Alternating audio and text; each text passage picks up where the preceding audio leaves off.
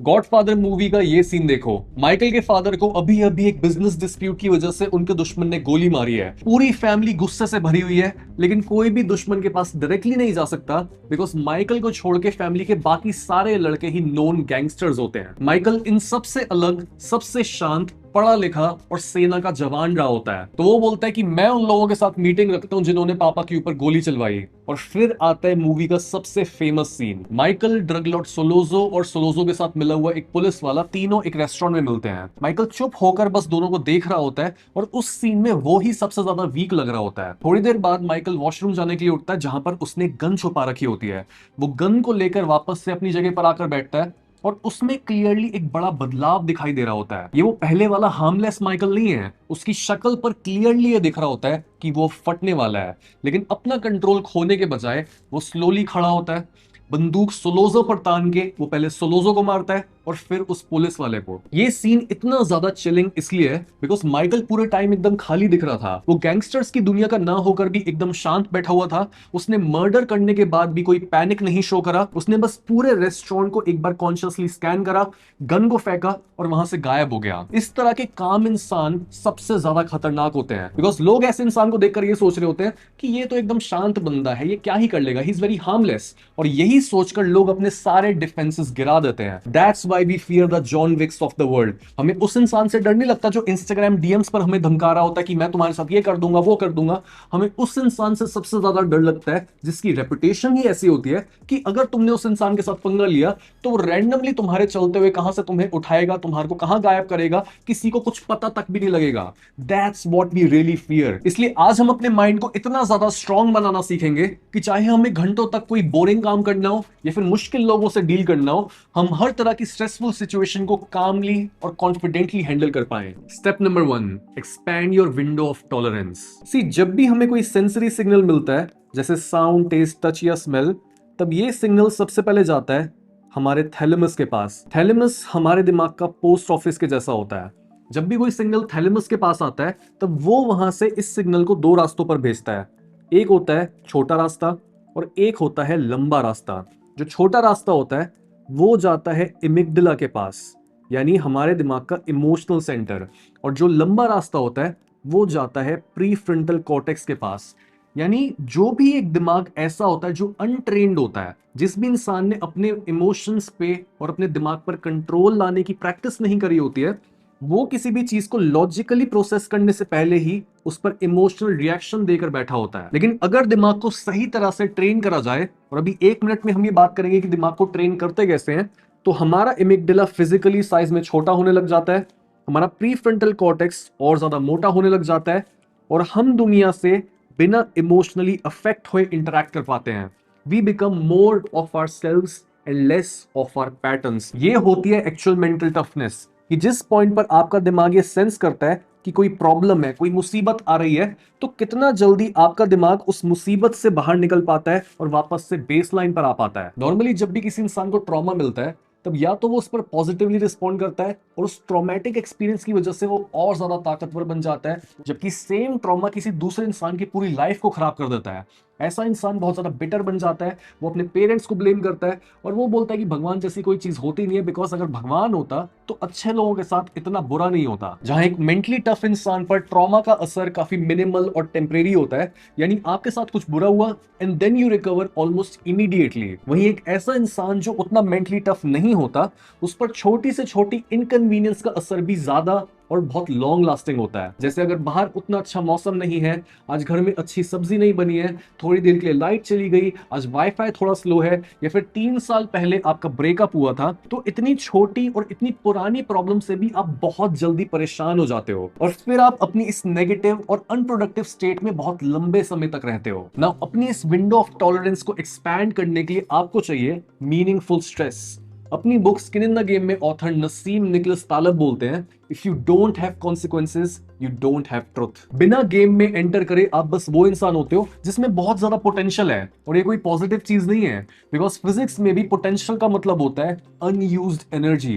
तो अगर आप वो इंसान हो जिसमें बहुत ज्यादा पोटेंशियल भरी हुई है, तो इसका मतलब ये that you are not doing anything, आप अपनी एनर्जी को यूज ही नहीं कर रहे हो। आपको टफ, काम और कॉन्फिडेंट बनने के लिए वो एक्शंस लेने हैं जिनका कोई कॉन्सिक्वेंस हो। अगर आप कंटेंट पोस्ट करते हो तो लोग आप पर हंस सकते हैं, अगर आप लोगों को अपना ट्रू ओपिनियन बताते हो तो लोग आपसे दूर हो सकते हैं, और अगर आप रिस्क लेकर एक बिजनेस खोलते हो तो आप अपना समय, पैसा और इज्जत तीनों खो सकते हो। जो भी मुश्किल काम आपको करना है उसे एक पॉजिटिव मीनिंग दो। हर चैलेंजिंग मोमेंट में ये क्वेश्चन करो कि ये दर्द मुझे क्या दे सकता है। अगर ये सेम प्रॉब्लम एक स्टोरी में होती तो मेन कैरेक्टर इस परेशानी से कैसे ग्रो करता। जब हम अपने बॉडी और माइंड को लो डोजेस में स्ट्रेस देते हैं तब वो स्ट्रेस पर रिस्पॉन्ड करते हैं ओवर कॉम्पनसेट करके।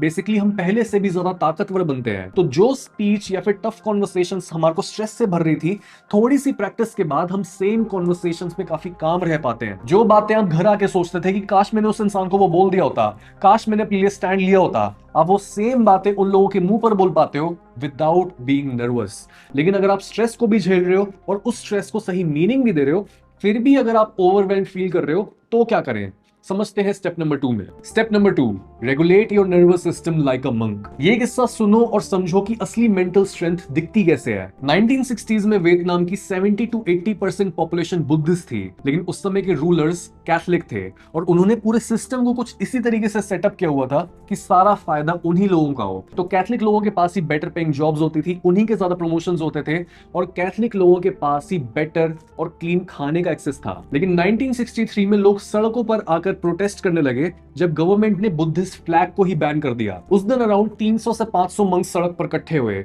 और उसमें से एक मंक थे थी क्वन ड, जो सबसे भीड़ भड़के वाले इलाके में चुपचाप सड़क पर जाकर लोटस पोजीशन में बैठ गए। उन्होंने साथ में खड़े मंक को बोला कि वो उनके पूरे शरीर को पेट्रोल से नहला दें। उन्होंने अपनी जेब से एक माचिस निकाली, माचिस जलाई और खुद को आग लगा लिया। आप इस हादसे की असली वीडियो में देख भी सकते हो कि शुरुआत में पुलिस ऑफिसर्स हर किसी को पीछे धकेलने की कोशिश कर रहे होते हैं, और हर कोई बहुत ज्यादा अग्रेसिव होता है, बिकॉज हर किसी को यही लग रहा होता है कि this is just a publicity stunt, और वो बस अटेंशन गेन करने के लिए ऐसा कर रहे हैं। लेकिन जैसे ही हर कोई देखता है कि एक्चुअल में उस मंक की बॉडी पर आग लगना शुरू हो चुकी है, हर कोई शॉक हो जाता है। और एक जलती हुई बॉडी से भी शॉकिंग चीज ये थी कि क्वांग की बॉडी मूव तक नहीं करी, वो चिल्लाए नहीं, उन्होंने कोई भी हेल्प नहीं मांगी, और वो तब भी एक मेडिटेटिव स्टेट में बैठे रहे जब पूरे एरिया में उनकी जलती हुई चमड़ी की स्मेल फैल रही थी। ऐसा पहली बार हुआ था जब लोगों ने अपनी आंखों के आगे प्रूफ देखा कि एक ट्रेन्ड माइंड किस तरीके से ये चूज कर सकता है कि उसे किसी भी स्टिमुलस पर कैसे रिस्पॉन्स देना है, चाहे वो स्टिमुलस खुद मौत ही क्यों ना हो। सो क्या मेन चीज है जिसकी मदद से मंक्स इतने ज्यादा काम रह पाते हैं? It is identity diffusion. Normally हमारे साथ क्या होता है, हम नार्सिसिस्ट की तरह जिंदगी जीते हैं। यानी जब हम रात को सड़क पर चल रहे होते हैं और पीछे से जरा सी आवाज आती है, हमें लगता है कोई चोर है जो हमारे से कुछ लेना चाहता है। अगर हम अपने स्कूल, कॉलेज या फिर ऑफिस में बैठे हुए हैं और वो इंसान जिसको हम पसंद करते हैं वो हमारी तरफ एक सेकंड के लिए देखता है, हमें लगता है कि वो इंसान हमें पसंद करता है। We think that everything is about us. किसी इंसान से हमें फायदा हो सकता है, किसी चीज से हमें नुकसान हो सकता है, और जब हमें लगता है कि हर चीज हमारे से ही रिलेटेड है तो हमारे मन में बहुत ज्यादा मेंटल फ्लक्चुएशंस होती हैं। लेकिन स्पिरिचुअली और साइकोलॉजिकली एडवांस करने का मतलब यही होता है कि दिमाग में जो ये फ्लक्चुएशंस चल रही हैं, आप इनको शांत करो।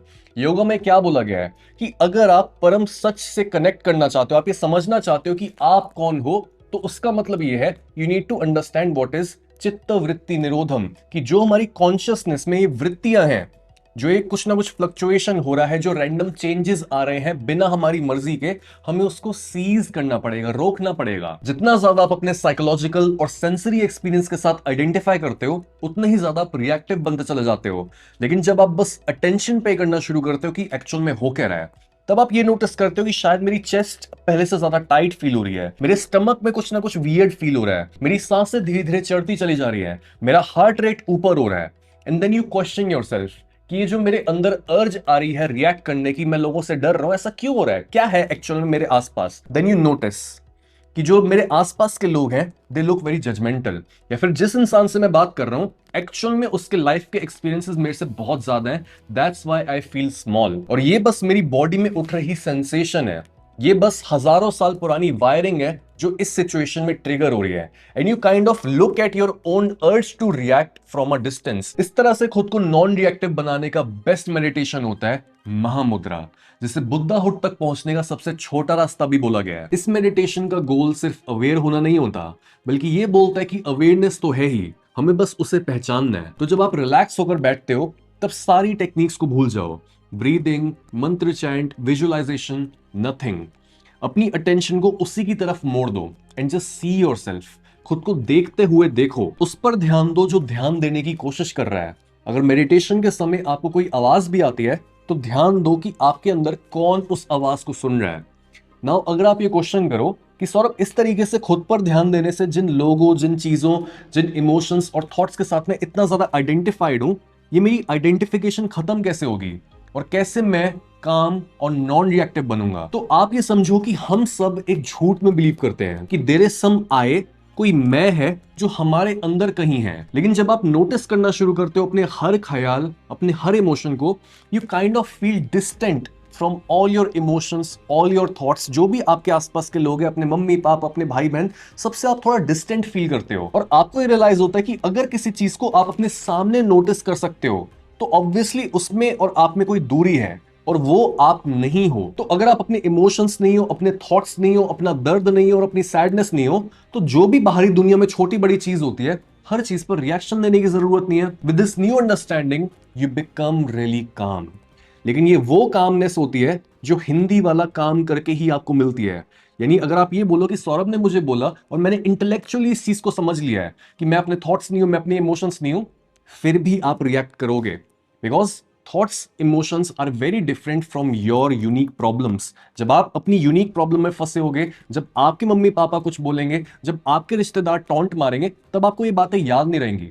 दैट्स वाई हिंदी वाला काम एक्चुअल में मेडिटेशन करना है। आपको हर रोज अगले 21 दिनों तक बैठकर खुद को देखना है और आपने ये नोटिस करना है कि आपकी अवेयरनेस है कहां पे, कौन है वो जो आपके अंदर से हर एक्सपीरियंस को ले रहा है, हर एक्सपीरियंस को नोटिस कर रहा है, और वो अवेयरनेस लोकेटेड कहां पर है। जैसे ही आप अपनी अवेयरनेस को पकड़ना सीख लोगे, वैसे ही दुनिया भर की जो अटैचमेंट्स हैं, जो आपकी आइडेंटिफिकेशंस हैं, जिन पर आप रिएक्ट कर रहे होते हो और आप काम और कॉन्फिडेंट नहीं रह पाते हो, वो सारी चीजें वैसे ही गिर जाएंगी। खुद की पर्सनैलिटी को इस तरह से इतना डीपली चेंज करने में अक्सर आपको 4 से 8 हफ्ते लगते हैं, और अगर आप ये काम अकेले करने की कोशिश करो तो आपको कई महीने और साल भी लग सकते हैं। इसी प्रॉब्लम को सॉल्व करता है हमारा कोचिंग प्रोग्राम। पिछले 10 सालों में हजारों क्लाइंट्स को कोच करने के बाद मैंने ये चीज नोटिस करी है कि आपकी एक्चुअल प्रॉब्लम डिसिप्लिन है ही नहीं। 99% लोग कभी भी खुद को चेंज नहीं कर पाते, बिकॉज जब भी आप काम करना शुरू करते हो या फिर जब भी आप कोई नई हैबिट बनाना शुरू करते हो, तब आपका पूरा सिस्टम किसी वजह से आपको उस काम से दूर खींचे रखता है। आपका एक हिस्सा चाहता है कि वो काम करे, वो अपनी इनकम को बढ़ाए और अपने गोल्स को अचीव करे,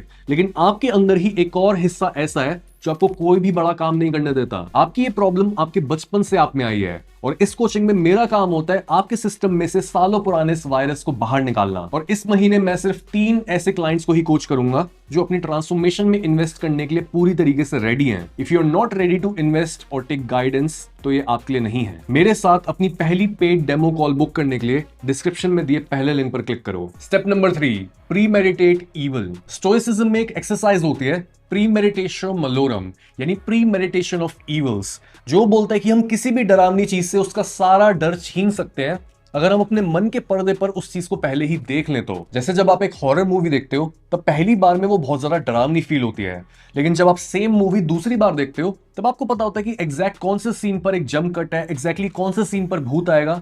तो दूसरी बार देखने पर वो सेम मूवी उतनी डरावनी फील नहीं होती, और इसके पीछे साइंस भी है। देखो, हमारा दिमाग हमेशा ही फ्यूचर को प्रिडिक्ट करने की कोशिश कर रहा होता है ताकि हम खुद को प्रिपेयर कर सकें, लेकिन हम यूजुअली क्या फ्यूचर के बारे में सोच रहे होते हैं? हम ये सोच रहे होते हैं कि फ्यूचर में तो हमारे पास न जाने कितना पैसा होगा, कितनी बड़ी बड़ी गाड़ियां होंगी, हमारा कितना बड़ा घर होगा, हम बहुत ज्यादा फिट और सेक्सी होंगे।